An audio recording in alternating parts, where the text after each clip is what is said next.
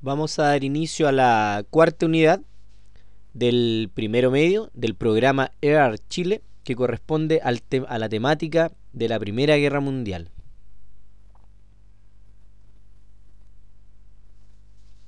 Los temas que trabajaremos en esta unidad son los siguientes. Primero veremos por qué se provoca la Primera Guerra Mundial, cuáles son las causas, los factores que motivan que se inicie un conflicto bélico tan importante en Europa y en el mundo.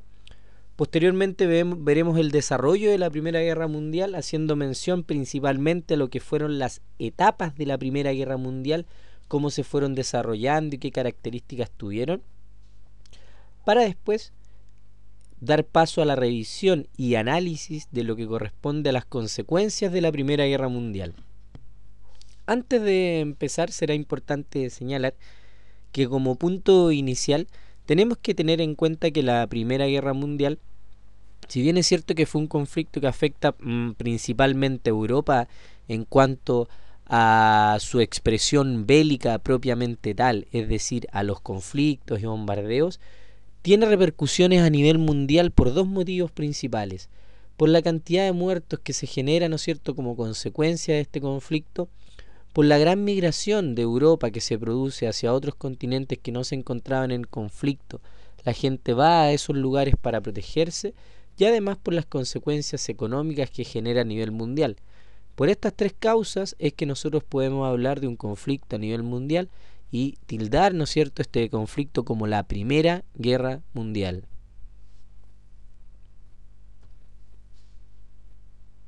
En relación a las causas de la Primera Guerra Mundial, como dice ahí la imagen, los verdaderos factores que desencadenan esta Primera Guerra Mundial fueron en un primer momento el espíritu, ¿no es cierto?, y la idea nacionalista que existía entre los países.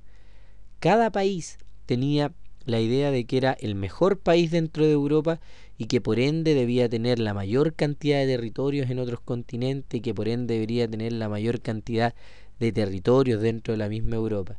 Esta situación se prolongaba desde el siglo XIX aproximadamente.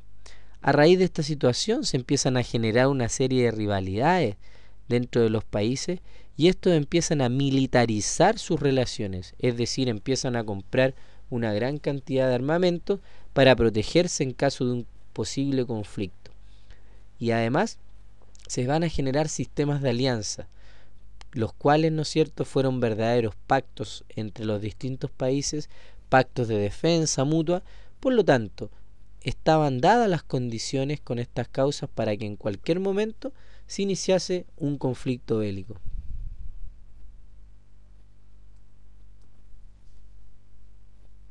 En relación a los conflictos nacionalistas, hay que dividir aquí Europa. Habían países que no tenían problemas nacionalistas internos, es decir, reunían a una sola gran nación, como el caso de Italia, por ejemplo, como el caso de Alemania. Sin embargo, habían otras zonas geográficas, por ejemplo, la zona de los Balcanes, era una zona de constante conflicto bélico, es decir, habían países ahí que se querían separar, la zona donde estaba el Imperio Austrohúngaro, ¿no es cierto?, y lo que son los actuales territorios de la zona conocida como la ex Yugoslavia, dio origen a una serie de conflictos territoriales, es decir, dentro del mismo país habían distintos grupos que se querían empezar a separar. A esta situación le vamos a llamar el paneslavismo, situación, ¿no es cierto?, que se va a convertir en una de las grandes causas, conflictos nacionalistas internos dentro de los países que van a gatillar que se produzca este conflicto. Vamos a ver después de qué manera se van manifestando y vamos a trabajar con un mapa para que veamos exactamente en qué lugares de Europa se daban estos conflictos. Entonces, como primera causa, los nacionalismos que se daban dentro de algunas regiones, específicamente la zona de los Balcanes.